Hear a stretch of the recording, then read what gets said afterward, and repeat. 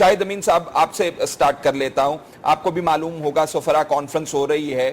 کشمیر کی کیا ایسی پالیسی پاکستان کے لیے بنانے والی رہ گئی ہے جس کے اوپر کام نہیں ہو رہا اس حکومت میں, یا پچھلی حکومتوں نے ترک کر دی, اور کیا آپ یہ بہتر سمجھتے ہیں کہ دوبارہ اس کو ری تھنک کیا جائے, ری ڈو کیا جائے کشمیر کے حوالے سے اپنی پالیسی کو؟ جی دیکھیے, ظاہر ہے کہ جو کشمیر میں اس وقت ہو رہا ہے اس سے پاکستان میں بڑا غم و غصہ ہے جی, اور بڑے احتجاج ہوئے ہیں. حکومت اس میں احتجاج میں شامل ہے اور بڑے سخت بیانات بھی دیے ہیں ہمارے وزیر اعظم صاحب نے بھی اور لوگوں نے. لیکن آپ کو اندازہ ہی ہے کہ یہ سلسلہ کشمیر کا مسئلہ کوئی نیا نہیں ہے. یہ پچھلے 68 سال سے چل رہا ہے جی, اور اس پہ جنگیں بھی, تلخی بھی ہوئی ہے, ٹینشن بھی ہوئی ہے. باٹم لائن یہی ہے کہ کوئی حل نہیں نکلا ہے. اور اس کی وجہ یہ ہے کہ ہندوستان جو ہے وہ اس پہ بالکل مصر ہے. ایک انہوں نے ان کا انا کا مسئلہ بنایا ہوا ہے, ایک ان کا جو اسٹریٹجک کنسیڈریشن ہے کہ وہ کشمیر کو اپنے ہاتھ سے جانے نہیں دیں گے, اور وہ ریاستی دہشت گردی کر رہے ہیں, تشدد کر رہے ہیں, اور وہاں پہ دھوکہ بازی کیا ہوئی ہے, جھوٹے موٹے انتخابات ہوتے رہے ہیں, سب کچھ ہوتا رہا. یہ سب کچھ آج ہم کو بھی معلوم ہے, ساری دنیا کو بھی معلوم ہے. تو مجھے نہیں نظر آتا کہ ہندوستان کی پالیسی میں کوئی تبدیلی آنے والی ہے. جی, لیکن بہرحال پاکستان اس سلسلے میں جو کچھ کر سکتا ہے وہ ہم کو کرنا چاہیے, بلکہ زیادہ خارجہ پالیسی میں فعال ہونا چاہیے. ہمارے ڈپلومیٹ کا بھی ایک فرض بنتا ہے کہ دنیا کو جو حالات ہیں اس کے بارے میں آگاہ کیا جائے.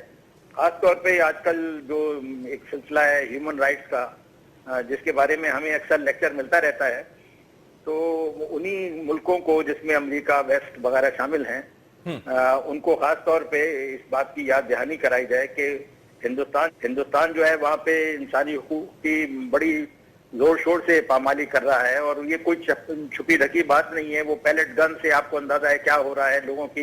لوگ اندھے ہو رہے ہیں, ان کی آنکھوں کے جا رہی ہیں, اتنے لوگ شہید ہو گئے ہیں, کتنے لوگ گرفتار کیے گئے ہیں, کتنوں پہ تشدد کیا گیا ہے, پورا وہاں کا علاقہ بند ہے. یہ ساری چیزیں ساری اس بارے میں ہمارے ڈپلومیٹ کا ایک فرض بنتا ہے کہ وہ جس بھی ملک میں ان کی پوسٹنگ ہے وہاں کے نہ صرف حکومت کو بلکہ میڈیا کو اور ایسے گروپس کو جو کہ بین الاقوامی تعلقات میں جن کی دلچسپی ہے, تھنک ٹینک ہوتے ہیں اور انٹلیکچوئل جو ہیں وہاں پہ, جو بھی جن لوگوں کو انفلوئنس کیا جا سکتا ہے ان سے زیادہ رابطہ کریں, پرو ایکٹیو ہم کی ڈپلومیسی کریں. لیکن ساتھ ہی میں یہ کہوں گا کہ پاکستان میں اس بارے میں کچھ زیادہ توقعات اٹھانا جو ہے یہ ایک قسم کی سیاسی کارروائی ہو سکتی ہے. لیکن جو حقائق ہے وہ آپ کو معلوم ہے کہ ہندوستان جو ہے اپنی پالیسی تبدیل کرنے کے لیے تیار نہیں ہے. ہندوستان ایک بہت بڑا ملک ہے, اس کا ایک مسل ہے, ایک پولیٹیکل مسل ہے, اکنامک مسل ہے, ایک ملٹری مسل ہے. تو دنیا میں پالیسی تو بنتی ہے اپنے مفادات کی بنیاد پہ, اخلاقیات کی بنیاد پہ نہیں بنتی ہے. تو ساری دنیا کو معلوم ہے کہ ہندوستان کیا کر رہا ہے, لیکن خاموش ہیں اس لیے کہ ہندوستان کے ساتھ تعلقات بگاڑنا ان کے قومی مفاد میں نہیں ہے. تو یہ ایک افسوسناک صورتحال ہے جس کا میں سمجھتا ہوں ہمیں اندازہ ہونا چاہیے. ٹھیک ہے, میں طارق صاحب آپ کے پاس آؤں گا. مجھے یہ بتائیے, ری ڈو کرنے کی ضرورت ہے, پالیسی کو ری تھنک کر رہے ہیں ابھی بیٹھ کے, نئی پالیسی بنائیں گے تو کیا نئی وہ پالیسی ہوگی؟ یو این کو آپ کہہ رہے ہیں کہ ہم اپروچ کر رہے ہیں, بان کی مون صاحب کہتے ہیں کہ میں میڈیٹ کرنے کے لیے تیار ہوں, انڈینز کہتے ہیں کہ یہ بائیلیٹرل مسئلہ ہے. جب آپ بائیلیٹرل مسئلے کی بات کرتے ہیں تو پھر آپ ایسی صورتحال میں کیسے اپروچ کریں انڈیا کو بات چیت کرنے کے لیے, کیا کریں؟ آئی ڈونٹ تھنک کہ پاکستان کی طرف سے, فورن آفس کی طرف سے کوئی کانٹیکٹ کا کوئی باضابطہ طور پر ہمیں کوئی بتایا گیا ہے کہ کشمیر کے تناظر میں پاکستان نے بھارت کو کانٹیکٹ کیا ہے.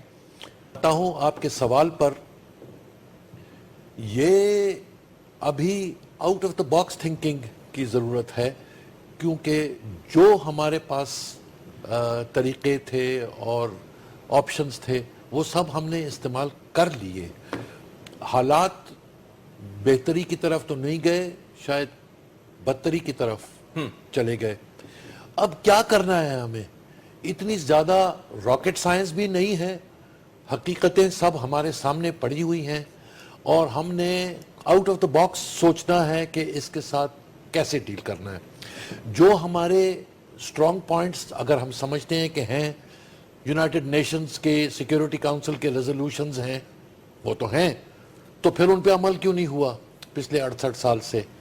हमारे पावरफुल दोस्त हैं दुनिया में, यूनाइटेड स्टेट्स है, यूनाइटेड किंगडम है, जो हमारा कॉलोनियल मास्टर था 1947 से पहले, जिसकी इल्म में है कि ये कश्मीर मसला कैसे पीछे छोड़ा गया, क्यों छोड़ा गया, और कैसे इसका हल उस वक्त निकलता, और फिर क्या वजह है कि उस वक्त से आज तक नियरली 69 ईयर्स और उसमें कोई हल नहीं निकला।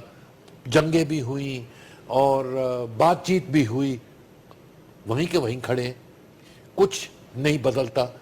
हिंदुस्तान ने अपनी पॉलिसी में अगर कोई तब्दीली लाई है तो वो ये लाई है कि वो उन्होंने उसको भारत का अटूट अंग कहना शुरू कर दिया। हालांकि article 370 of the Indian constitution में वो एक सेपरेट एंटिटी है, लेकिन कहने में क्या हर्ज है? वो कहते हैं नहीं है, ये हमारा है। तुम कौन होते हो हमारे कॉन्स्टिट्यूशन को इंटरप्रेट करने वाले? ये हमारा है और ये नॉट नेगोशिएबल है। और अगर बातचीत आपने करनी है तो आप बायलैटरली बात करें। ये थर्ड पार्टीज, फोर्थ पार्टीज, वो बायलैटरल जो बातचीत है वो कहाँ है? तो जब बातचीत हुई है उनके साथ, जब कभी बातचीत हुई है इन द पास्ट, तो एजेंडा आइटम नंबर 1 कश्मीर होता है।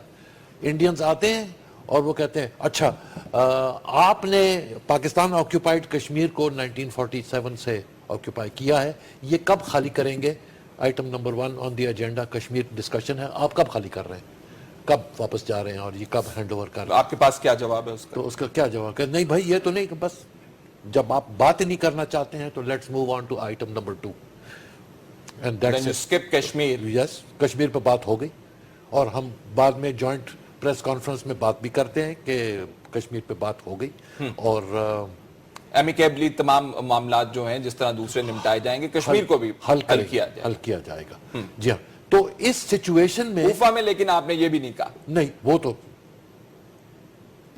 जी हाँ, नहीं कहा। उनकी ख्वाहिश थी कि माहौल को खराब नहीं करें, जो टेररिज्म आप कर रहे हैं उसी को बंद कर दें तो हालात अच्छे हो जाएंगे और बातचीत की तरफ जाएंगे और फिर ये करेंगे। ठीक है जी हाँ। मैं जरा अयाज वजीर साहब को इन्वॉल्व कर लूं। अयाज साहब, ये बताइएगा, सवाल मेरा वही है, अगर आपने रीडू करना है या रीथिंक करना है तो आप क्या उसके अंदर तब्दीली लेकर आएंगे और वो तब्दीली जो है किस काम की होगी? अयाज साहब। देखिए, मैं तो समझता हूं कि कश्मीर के मसले पे हमारी तरफ से ज्यादा तजर्बात हुए बनिस्बत हिंदुस्तान की तरफ से। हम में से नाम मैं किसी का नहीं लूंगा, पिछले हुक्मरानों का उन्होंने कोशिश की है कि अपने प्रपोजल ले गए और यूएन के रेजोल्यूशन को जरा पसे पुष्ट डाला। तो मेरे ख्याल में मुशर्रफ साहब के दौर की बात कर रहे हैं आप अयाज साहब? मुशर्रफ साहब के दौर की बात कर रहे हैं आप?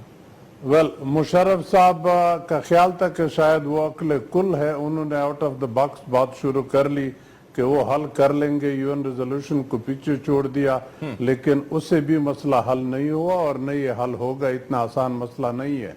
यूएन रेजोल्यूशन हिंदुस्तान खुद ले गए, नेहरू साहब खुद वहां ले गए थे इसको, और यूएन के चार्टर नंबर 6 के तहत उसको वहां डाला और चार्टर 6 के अंदर वो पीसफुल रेजोल्यूशन होता है, उसमें फोर्स इस्तेमाल नहीं होता, वो शायद चैप्टर 7 में होता है। तो बहरहाल वहां पे भी फैसला ये हुआ कि कश्मीरी अवाम से पूछा जाएगा कि वो अपनी राय का इजहार कर ले कि हिंदुस्तान के पास शामिल होना चाहते हैं या पाकिस्तान का। पुराना किस्सा है, इस पे तो बात चलती रही, न हिंदुस्तान अपनी जगह से हिला न पाकिस्तान अपनी जगह से हिला, जिसके पास जो हिस्सा है उसी के ऊपर बैठा है। मैं समझता हूं कि आज के वक्त में हमें चाहिए कि उसी यूएन के रेजोल्यूशन पे फोकस करके जो लीगल एस्पेक्ट इसका है इसको मजीद उजागर कर ले। ह्यूमैनिटेरियन लॉ की टोटल वायलेशन हो रही है, तो अगर मैं हुकूमत में होता तो मैं ये जरूर तजवीज देता कि प्रोमिनेंट लॉयर्स को फॉरेन ऑफिस के साथ बिठा के नया लिटरेचर बना दे कश्मीर के बारे में, ताकि यूएन को और दूसरे बॉडीज को, दूसरे ममालिक को इसके मुतालिक बताया जाए कि वहाँ पे ह्यूमैनिटेरियन लॉ की, इंटरनेशनल लॉ की, ह्यूमन राइट की वायलेशन तो अपनी जगह है, वो एस्पेक्ट उजागर किया जाए। और साथ साथ ये भी कहता चलूं कि कश्मीर का मसला और फ़लस्तीन का मसला यूएन का मेरा ख्याल है बहुत ही सबसे पुराने दो रेजोल्यूशन थे। अब के बच्चे जो बड़े हो गए उनको शायद कश्मीर का इतना पता नहीं है जितना हमें पता है। हमारे सामने तो बहुत अरसे तक ये चलता रहा, लेकिन खासे अरसे तक ये पसे पुश्त रहा। अब जरा आगे आया क्योंकि कश्मीर के अंदर मकबूजा के अंदर लोग खुद खड़े हो गए और वो करके कश्मीर के हिंदुस्तान के शायद वहम गुमान में भी नहीं था। तो ये अपराइजिंग वहाँ लोकल है, इसको अब लीगल एंगल से कवर करके बहुत ही क्या कहते हैं विगोरसली हमें अपने मिशन के थ्रू परसू करना चाहिए, ताकि दुनिया को बता दे कि हिंदुस्तान कानूनन वहाँ पे क्या ज्यादतियां कर रहा है और क्यों मुनकर है। बाकी ये बातें कि बायलैटरल हल हो जाए या बायलैटरल बात कर लेंगे, मेरा ख्याल है वो ऐसे काबू में नहीं आएगा, न बायलैटरल इस पे बात करेंगे जब तक कि यूएन अपने दुनिया का प्रेशर, दोस्त ममालिकों का प्रेशर हम बिल्ट न करें। और वो प्रेशर इसी तरीके से बिल्ट होगा कि आपके पास फोर्सफुल मटेरियल हो, लोगों को दिखा दे, बाहर सेमिनार करा दे, कांटेक्ट कर ले और उसी एक पॉइंट पे फोकस करके उसको परसू करे तो शायद लोग आपकी बात सुन ले। ठीक है। अब नाज़रीन, अयाज वजीर साहब ने जो बात की और तारिक साहब ने जो बात की, आउट ऑफ द बॉक्स करने की ज़रूरत है, फोकस को बढ़ाने की ज़रूरत है, लेकिन हम जानना चाहेंगे कि माजी के दौर में क्या हमने out of the box solutions की जब बात की तो क्या वो मुअस्सर रही। साथ साथ हम ये भी जानना चाहेंगे जिसके हवाले से शाहिद अमीन साहब ने बात की है कि प्रेशर ग्रुप्स मौजूद होते हैं, लॉबिंग की जा सकती है, क्या वो इंडिया के ऊपर असर अंदाज हो सकते हैं। जी शाहिद साहब, आपसे जानना ये चाहते हैं, कश्मीर के हवाले से दो सोच के धारे हैं। एक कहा जाता है out of the box solution की हमें बात करनी चाहिए। जब हम out of the box solution की बात करते हैं तो अयाज साहब ने जहां से बात शुरू की कि एक्सपेरिमेंट्स किए गए पिछली हुकूमतों में लेकिन कुछ नहीं बना, और दूसरी बात यह है कि आपको बेसिक्स के ऊपर जाना है, ये सोच का धारा है और उसके ऊपर फोकस बढ़ाना है और उसी के ऊपर कोशिश करनी है। क्या कहते हैं आप? देखिए जी, जो भी हल निकल सकता है यकीनन कोशिश करनी चाहिए कि वो निकल आए। बात चीजें हैं जिसका पाकिस्तान में या तो हमारे यहाँ तकरीरों का सिलसिला ज्यादा है, लोगों को हकायक नहीं बयान किए जाते। जब तक हकायक ही नहीं होगा आप सही फैसले नहीं कर सकते। आपको अंदाजा है कि सिक्योरिटी काउंसिल में पाकिस्तान ने ये मामला आखिरी बार 1964 में उठाया था। अब से 52 साल पहले, 52 साल से ये मामला उठाया नहीं गया है। तो ये यकीनन अब जो रेजोल्यूशन है सिक्योरिटी काउंसिल में कश्मीर पे 1948 के और 49 और के बाद सालों के, जो बड़े मुनसिफाना हैं कि वहाँ के अवाम से राय पूछी जाए इस्तिस्वाब के जरिए से, वो यकीनन हमारे लिए बहुत अहमियत रखते हैं और हम उसको बार बार उसका जिक्र भी करते हैं। लेकिन फॉर्मर सेक्रेटरी जनरल कोफी आनंद इस्लामाबाद आए थे अब से कोई 7-8 साल पहले जी, और उन्होंने यहाँ पे बरसरेआम ये बात कही थी कि ये सारे रेजोल्यूशन जो हैं ऑब्सोलीट हैं। We use the word obsolete, यानी कि पुराने हो गए हैं जी और इनकी वो हैसियत नहीं रही है। तो अब सवाल यह कि हम यूनाइटेड नेशन सिक्योरिटी काउंसिल में क्यों नहीं जाते। उसकी वजह यह है कि अगर आप सिक्योरिटी काउंसिल में जब जाएंगे तो आपको इतनी मेजॉरिटी नहीं मिलेगी कि कश्मीर पे कोई नया रेजोल्यूशन हासिल कर लें जो कि साबका रेजोल्यूशन के मुताबिक हो। बल्कि खतरा तो यह है कि ऐसा रेजोल्यूशन पास होगा जो साबका रेजोल्यूशन की तकरीबन नफी कर देगा। एक तो ये कि शाहिद साहब, मैं माजरत चाहता हूं कता कलामी की, ऐसा रेजोल्यूशन जो मुनाफी होगा पहली रेजोल्यूशन के, इसके बावजूद कि कश्मीर के जमीनी हकायक जो हैं वो खुद बोल रहे हैं इस वक्त। या वही तो बदकिस्मती है ना अवामी ताल्लुकात की। जब सिक्योरिटी काउंसिल में डिस्कशन होगा तो आप देखिएगा कि फाइनली तो उसमें वोटिंग होती है ना, उसमें आपको 10 वोट चाहिए, जिसके अंदर ये भी है कि कोई वीटो ना करे। तो वो सूरत हाल ये है कि आपको उतने वोट नहीं मिलेंगे। کیونکہ اب جو بھی آپ جائزہ لینے حالات کا سیکیورٹی کاؤنسل میں جو بھی ممبرز ہیں ان سب کا، تو اسی لیے ہم سیکیورٹی کاؤنسل میں نہیں جاتے. ایک سوال پوچھا جائے کہ پاکستان پچھلے 52 سال سے سیکیورٹی کاؤنسل میں کیوں نہیں گیا ہے؟ اس لیے کہ وہاں ہمارے پاس میجورٹی نہیں ملے گی ہمیں، اور پرانے ریزولوشن جو ہیں ان کی بھی جو حیثیت ہے وہ کمزور پڑ جائے گی. شاہد صاحب یہ کہنا کہ یہ یو این ریزولوشنز جو ہیں آبسولیٹ ہو چکی ہیں، سیکرٹری جنرل آپ نے سابق سیکرٹری جنرل صاحب کی بات کی، تو آپ کو یہ بات موزوں لگتی ہے کہ ایک اتنا بڑا عالمی ادارہ اس کی ریزولوشنز جو اس کے پاس ریکارڈ کے اندر موجود ہیں، nothing has been done to do away with those resolutions، Bharat نے بھی اس حوالے سے کچھ نہیں کیا، تو آپ کے خیال میں وہ واقعی آبسولیٹ ہو چکی ہیں؟ دیکھیں جی، اب یہ تو قانونی بحث ہوگی کہ وہ ہوئے ہیں نہیں، ہمارے نظریے سے تو نہیں ہوئے ہیں، لیکن اگر آپ خود معاملے کو سیکیورٹی کاؤنسل میں 52 سال سے نہیں اٹھا رہے ہیں تو کچھ نہ کچھ کمزوری تو ہے.